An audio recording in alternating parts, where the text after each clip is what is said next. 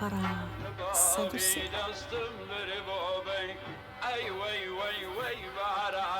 ڕاهێنان و شیکاری پرسیارەکان. شیکار بکە پاشان ماوەکە لێک بدەوە. پرسیار ژمارە 1. شاباز 107 کتێبی هەیە. ویستی بە یەکسانی بەسەر 5 ڕەفەی کتێبخانەکەی دابەشی بکە. ئایا زۆرترین ژمارەی کتێب لەسەر هەر ڕەفەیەک چەندە و چەند کتێب دەمێنێتەوە؟ 175 ڕەفە. واتە ئەگەر 170یەکەی بینم دابەشی 5 بکەم بزانم هەر ڕەفەی دەتوانێت چەند کتێبی لەسەر دانێ. 17 دابەش 5 3 3 جاران 5 15 7 کەم 5 2 ئەو سفرەی ئێرە لێرە دەنووسم 20 دابەش 5 4 4 جاران 5 20 کەواتە هەر ڕەفەی 34 کتێبی دەگری و هیچ نامینێتەوە. سفر دەمینێتەوە یان هیچ کتێب نامینێتەوە. پرسیاری 2. کۆمەڵێک لە 18 کچ فێری ڕێکخستنی گوڵ دەبن. 124 گوڵیان هەیە. ئایا ژمارەی گوڵەکان بەش دەکا لۆ ئەوەی هەر کچێک هەر یەک کەس کۆمەڵەیەک لە 7 گوڵ ڕێک بخا، واتە هەر کچەی 7 گوڵی پێویستە هەتا دەستکە گوڵێک دروست بکە. ئایا 124 گوڵ بەش دەکا یان بەش ناکا؟ چونکە 18 کەسە هەر یەک لەوانە 7 گوڵی پێویستە، کەواتە ئەمن 18 بینم جارانی 7 بکەم بزانم دەکاتە 124 کەمترە یان زیاترە.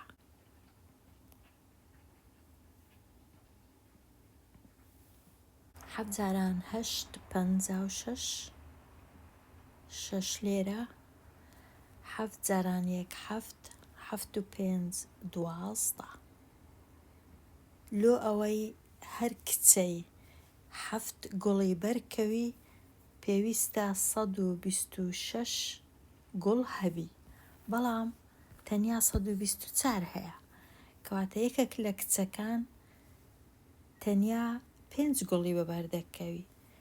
نووسرایە ئایا ژمارەی گوڵەکان بەش دەکا؟ وەڵامەکە نا ژمارەی گوڵەکان بەش ناکا. بەکارهێنانی پێدراوەکان خشتەکە بەکاربینا. ئەو خشتەیە هەیە لێرە بەکاری دەینین. ئامێرێک بۆ دروستکردنی گەنمە شامی هەر جارێک 80 پەرداخ گەنمە شامی دروست دەکا. هەر یەک جار ئامێرەکەی بەکاربینین 80 پەرداخ هەیە. پاشان لێرە خشتەک هەیە نووسرایە ئەو گەنمە شامیەی لە ناو کیسەی دەکەن. دوو جۆرە کیسە هەیە، یەکەچیان گچکەیە یەکەچیان گەورەترە.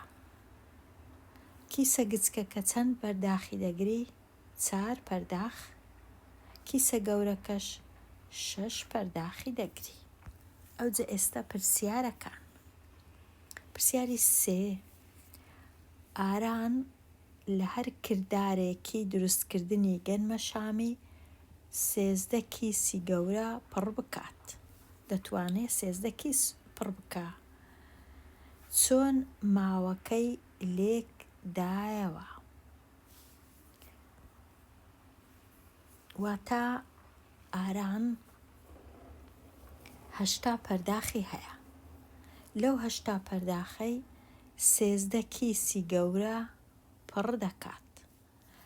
ئایا ماوەکە کووە؟ ئایا ماوە هەیە یان نییە؟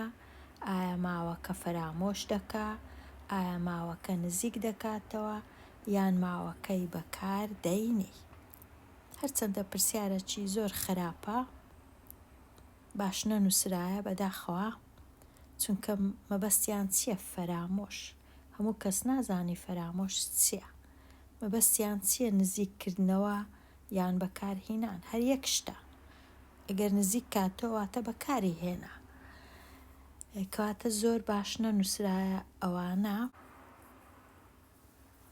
8:10/6 چونکە کیسی گەورە 6 پەرداخی دەگری، بەخۆشی ئاران 8 پەرداخی هەیە.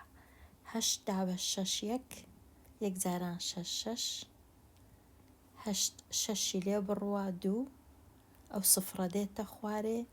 20:6 3 جاران 6 18 20 18 لێ بڕوە 2 کەواتە ئاران دەتوانێت 13 کیس دروست بکە و 2 پەرداخیش دەمینێتەوە کە بەکاری نەهینایە. ماوە نییە هەڵەیە چونکە ماوە هەیە. ماوەکەی نزیک کردەوە نزیکی نەکردەوە پێویستی نەبوو. ماوەکەی بەکارهێنا بەکاری نەینا چونکە کیسەکان تەنیا 6 پەرداخی دەگرن. 13 دانەی دروست کرد کەواتە کامە ڕاستە؟ ماوەکەی فەرامۆش کرد. ئەوە ڕاستە. فەرامۆش کرد لێرەواتە بەکاری نەینا یان پشت گوێی خست یان زۆر بایەخی پێ نەدا. پێویستی نەکرد. پرسیاری 4 میران 8 کیسی لە پێوانە گەورەکە فرۆشت. ئەو گەنمە شامیەی ماوەتەوە 9 کیسی بچووک پڕ دەکات. ئەوە پرسیارەکە. پرسیارەکەی دی ئایا دەتوانێت چەند کیسی بچووک پڕ بکات؟ واتە دیسان لێرە هیران 8 پەرداخی هەیە چونکە هەر جارەی ئامێرەکەی بەکاربینی 8 پەرداخ هەیە. بزانین پرسیارەکەی کوچاکەی. لەو 8 پەرداخەی 8 کیسی فرۆشت. واتە 8 کیس واتە 8 هەر کیسەی 6 پەرداخ. بزانین چەند پەرداخی فرۆشت. 8 جاران 6 یەکسانە بە 48. 48 پەرداخ لە هەشتایەکەی ڕۆیشت. فرۆشتی واتە بەخۆی 8 پەرداخی هەبوو 48 ڕۆیشت. لێی دەرکەم 48ەکەی 8 لێ بڕوە 2. لێرە ماوە 7 چاری لێکەم بیتەوە 3 کەواتە تەنیا 32 پەرداخ مایە.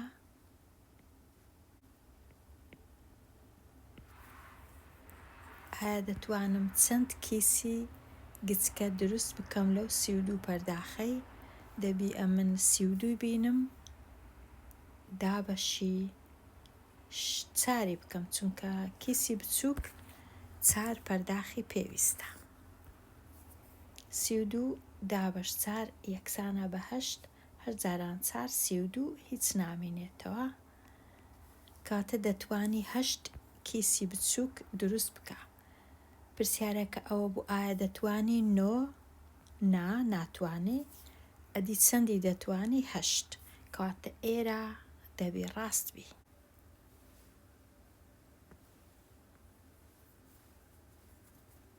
جێبەجێکردنە جیاوازەکان. پرسیاری 5 213 قوتابی لە چەند قوتابخانەیەک بۆ فێستیڤاڵی ساڵانە ناویان تۆمار کرد. زۆرترین ژمارەی قوتابیان لەگەڵ هەر مامۆستایەک 9 قوتابیە.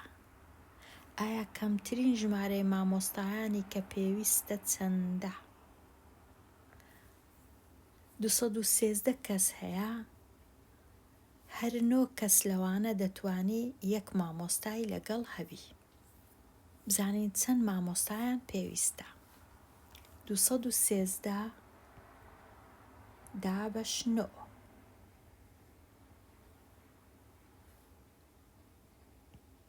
21 دابەش 9 2 2 جاران 9 18 21 هەژدەی لێ بڕوا 3 ئەو سێ ئێرە دێتە خوارێ 33 دابەش 9 3 3 جاران 9 27 سێزدە هەفتی لێ بڕوا 6 واتە 23 مامۆستا پێویستە هەر مامۆستای 9 قوتابی لەگەڵا، بەڵام 6 کەسیش دەمینێنەوە، 6 خوێندکار دەمینێنەوە، ئەوانیش پێویستیان بە مامۆستایە، کەواتە وەڵامەکە کەمترین ژمارەی مامۆستا دەبی 24 بی، چونکە ئەو 6 کەسەش مامۆستایەکیان پێویستە، ئەوانیش هەر کۆمەڵەکن، کەواتە 24 مامۆستا، کەمترین شت دەبی 24 مامۆستایان لەگەڵ بی. پرسیاری 6 کارمەند 288 وێنەی هەیە. ئەلبومێکی 50 پەڕەیی کڕی، لە هەر پەڕەیەکی شوێنی 6 وێنە دەبێتەوە. ئایا کارمەند دەتوانێت هەموو وێنەکانی لە ناو ئەلبومەکە دانێ؟ وەڵامەکەت ڕوون بکەوە. ئەلبومێکی هەیە 15 پەڕەیە، لە هەر یەک پەڕەی جێی 6 وێنەی هەیە، کاتە بۆ ئەوی بزانم هەموو ئەلبومەکە جێی چەند وێنەی دەگری، ئەو 50ی دەینم لێچێدەم لەگەڵ 6 بزانم زۆرترە یان کەمترە لە 288 بوو. 50 جاران 6 6 جاران 00 6 جاران 5 30 وێنە. کارمەندیش تەنیا 288 هەیە، کاتە بەڵێ دەتوانێت هەموو وێنەکانی لە ناو ئەلبومەکە دابنێ. پرسیاری 7 105 قوتابی دابەشکران بە سەرباسەکانی قوتابخانە بۆ ڕۆیشتن بۆ گەشتی قوتابخانە.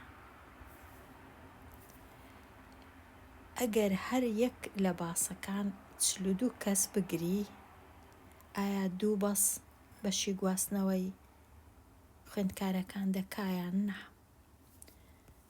هەر یەک دانە بەس 42 کەس، یەکەچی دیکە 42 کەس، کردیە چەند بە هەمووی؟ کردیە 84 کەس. چەند بەسییان پێویستە؟ 2 دانە، کەواتە بەش ناکە. وەڵام نا، 2 بەس بەش ناکە، دەبی زیاتر بی لە 2، چونکە 2 تەنیا بەشی 84 کەسی دەکا، ئەوانی دیکە ماینەوە ئەوان چ بکەن؟ چەند کەس دەمینێتەوە؟ هەرچەندە پێویست ناکە، بەڵام تەنیا لەو خۆشی 5 4 لێ بڕوا 1 10 8 لێ بڕوا 2 21 کەس دەمینێتەوە، کەواتە باشترە 3 دانە بەس هەبی. پرسیاری ژمارە 8 خونچە ملوانکەیەک دروست دەکا، ویستی 60 دانە موورو بەکاربینی. شێوازێکی داهێنا بریتیە لە دانانی مووروویەکی، 1 دانە موورووی سۆر، پاشان 1 دانەی شین، ئەو جا یەک دانەی کەسک کەواتە سۆر شین کەسک. ڕەنگی ئەو پرسیارە تۆزێک زەحمەتە، ڕەنگی موورووی 31ەمین چۆنە؟ ئەو مۆریەی کە جێیەکەی لە 31ە ئایا ڕەنگەکەی کووە؟ چونکە 60 دانە موورووی هەیە، دیارە 20 لە سۆرەکان هەیە و 20 لە شینەکان و 20 دانە لە کەسکەکان. لە کاتی ڕیزکردنی مۆریەکان یەکەم جار سۆرەکەی دادەنێ، ئەوجا شینەکە، ئەوجا کەسکەکە. شێوازەکە بە هەمان شێوەیە، دیسان سۆر شین کەسک. ئەو های لێدێ، ئەوجا پاشان دەژمێرین بزانین مۆری ئەوەی لە جێی 31 چییە؟ چ ڕەنگە؟ ئەوها دەژمێرین لێرە 1 2 3 4 5 6 7 8 9 10 11 12 13 14 15 16 17 18 19 20 21 22 23 24 25 26 27 28 29 30 31. مۆری ژمارە 31 ڕەنگی سۆرە. بۆ جۆرەی بە دروستکردنی وێنە دەتوانی بزانێ یان مۆریە سۆرەکە لە ژمارە 1ە، پاشان 3 زیاد دەکەی، جاری دووەم لە ژمارە 4ە، جاری سێیەم لە 7 و هەتا دەگەینە 31، کەواتە 31 مۆریە سۆرەکەیە. مۆریە شینەکان ئەگەر بتەوێت بە هەمان شێوە بژمێری، جێیان لە چێیە؟ لە 2 دەست پێ دەکەی، 3 زیاد دەکەی، جێی لە ژمارە 2 ژمارە 5 وەکو دەبینین 31 لێرە نییە. و مۆریە کەسکەکە بە هەمان شێوە، یەکەم جێی لە جێی 3ە، 3 زیاد دەکەی، دیسان لێرەش ژمارە 31 نییە، کاتە ژمارە 31 ڕەنگەکەی سۆرە. کاتە بە دوو شێوە دەتوانی وەڵامی ئەو پرسیارەی بدەیەوە کو بتەوێ.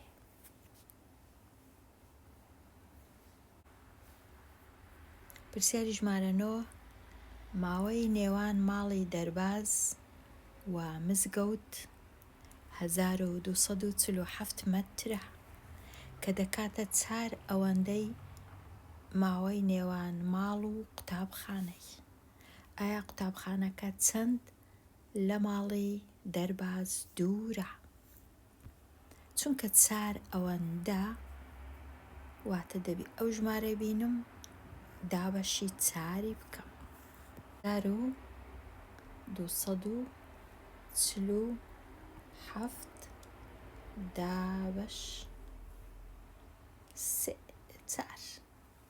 12 دابەش 4 3 جاران 4 12. 4 دابەش 4 1 جاران 4 4.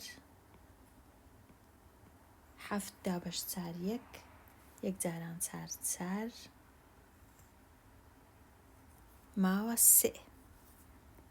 لێرە چونکە ماوەکەی لە من دەبی بەکاری بینم، کاتە فاریزەی لێرە دادەنێم، سفرێک زیاد دەکەم، 30 دابەش 4 7. 7 جاران 4 28. 30 28 لێ بڕوا 2، سفرێک زیاد دەکەم، 20 دابەش 4 5. 5 جاران 4 20. ئەو ماوەیە چەندە؟ 311 مەتر و 75 لە سەدی مەتر.